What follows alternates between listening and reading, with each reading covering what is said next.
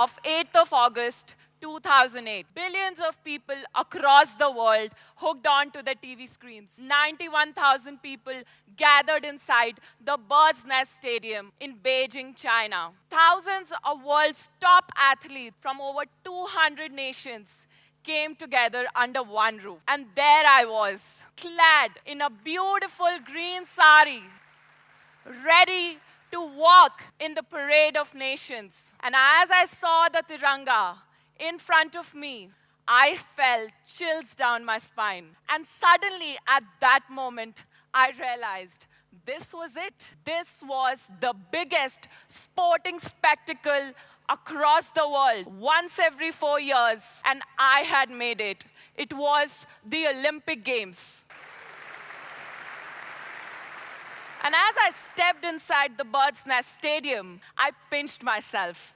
Not once, twice. It was hard to believe I was there. We walked across, waving to the crowd, and all I could see were flashes of lights. And within that moment, those 12 years of hard work all came flashing across my mind. Practicing every day at 5:30 a.m. in the morning, the hard work, the toil, the sweat, and many times the blood, it all came flashing inside my mind. And that is when it felt all worth it. And that was it, when I had made it. With the top athletes in the world, the only woman to represent India at the 2008 Beijing Olympics in table tennis. I was there. But when I started playing table tennis back in 1997, I was a little plump, very little kid from Delhi who also liked cartoons and loved going to school. I had a very unique love-hate relationship with the sport. I had no idea why I started playing. I had no idea why I was practicing. And I had no idea why I was working so hard. Or what I could recall, I only practiced. I loved going to the sessions because I used to hang out with my brother all the time.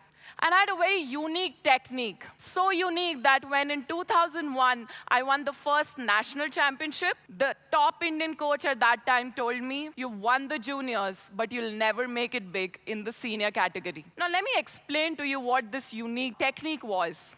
The black side of the rubber, think of it as a nicely newly painted wall. If you throw a ball at it, it'll respond, throw the ball back to you in a similar fashion. But mine, the red side that you see, is the long pimples.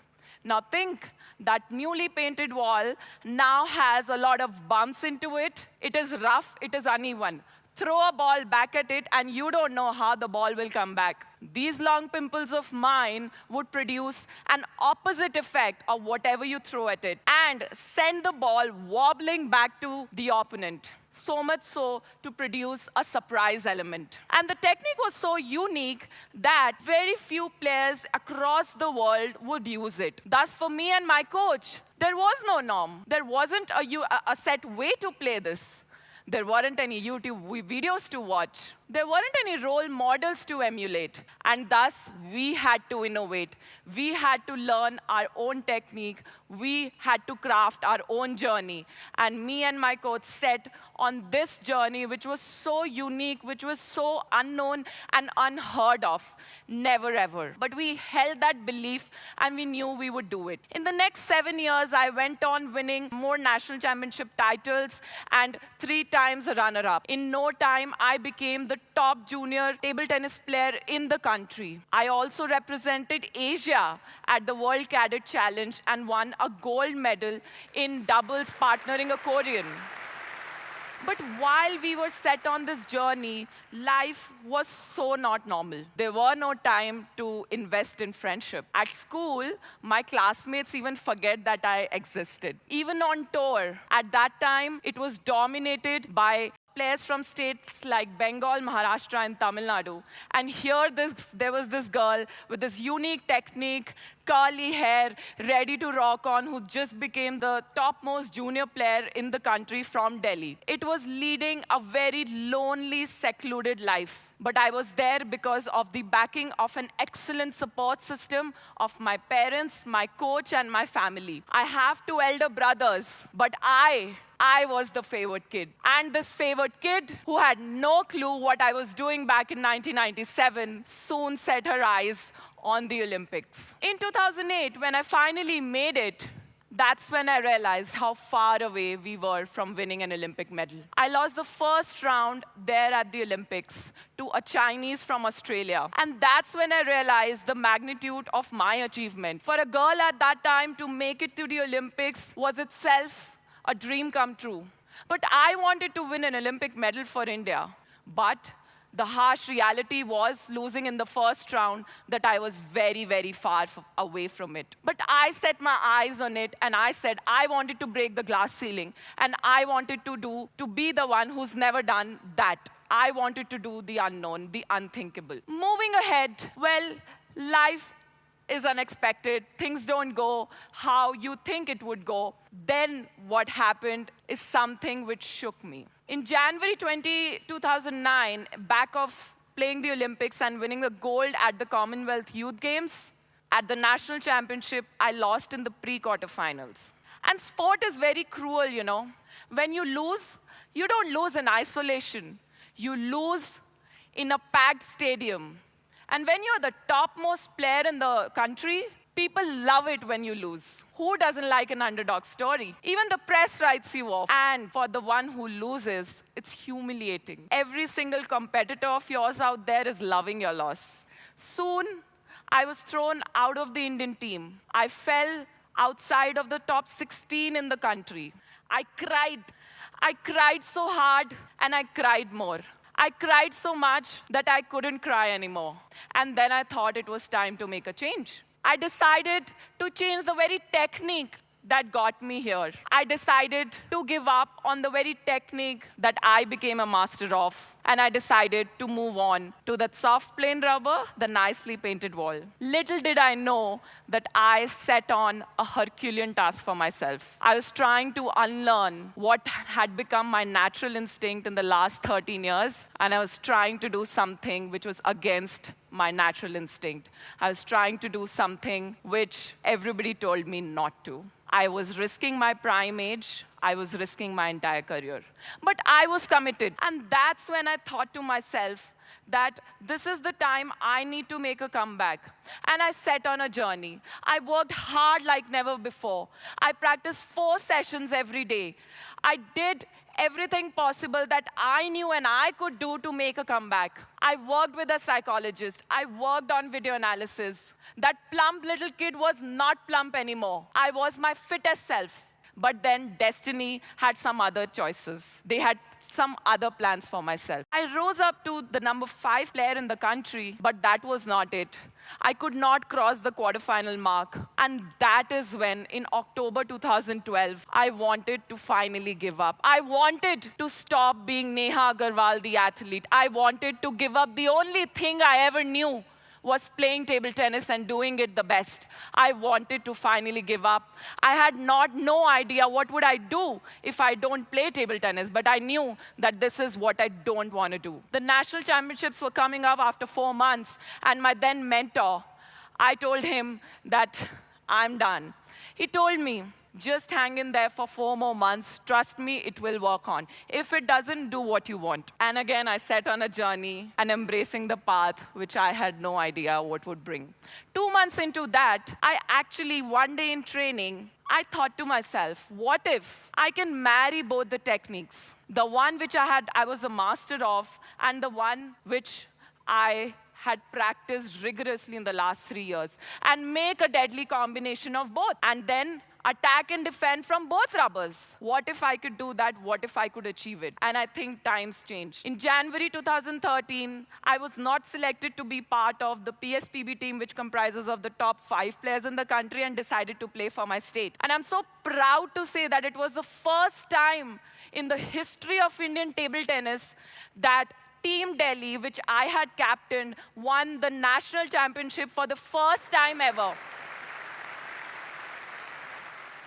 I was unbeaten throughout the tournament. I won 2 bronze medals for India at Commonwealth Championship. And then in August 2014, I was selected to represent India at the Asian Games.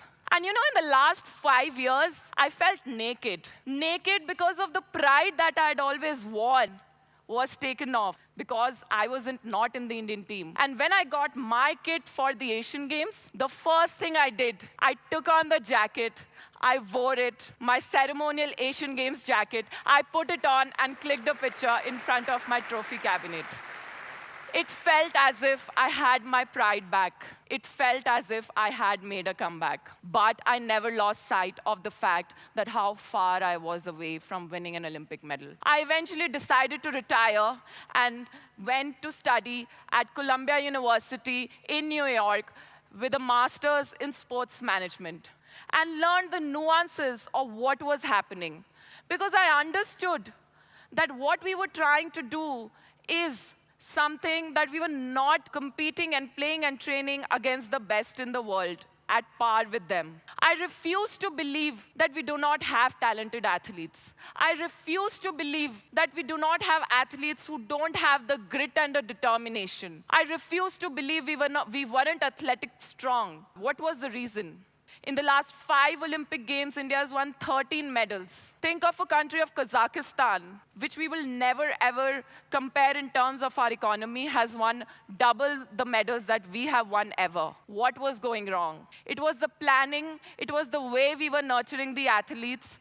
There were some problems that we were making while we set the journey. Why did it take for me 4 years to make a comeback? And I was determined to make sure the mistakes that we made at our time will not be made with the next generation of athletes. And it was a no-brainer at that time to join the mission of 2 of India's sporting legends, Geet Sethi and Prakash Padukone, in their mission to help the Indian athletes win Olympic gold medals.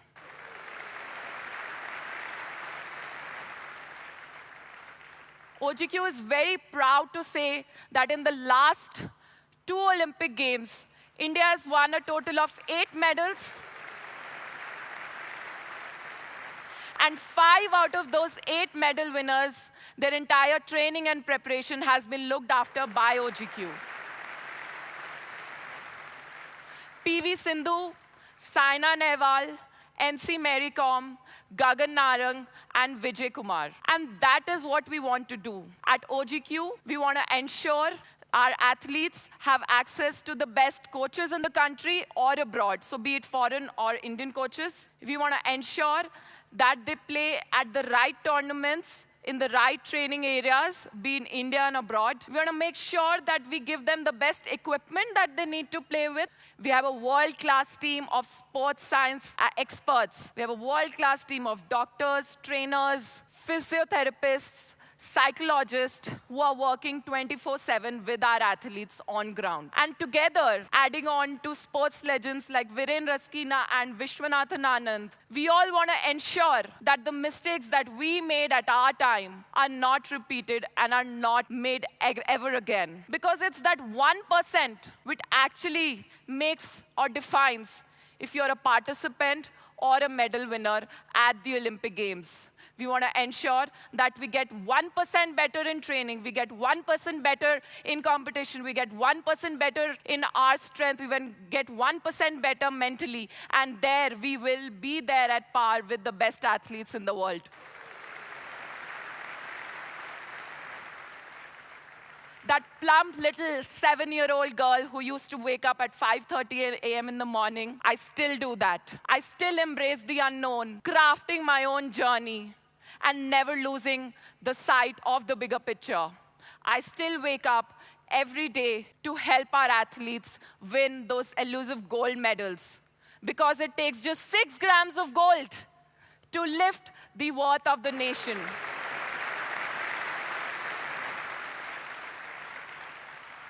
Six grams is the weight of pure gold in an Olympic gold medal. And me and my entire team are determined to bring those gold medals for India. Thank you.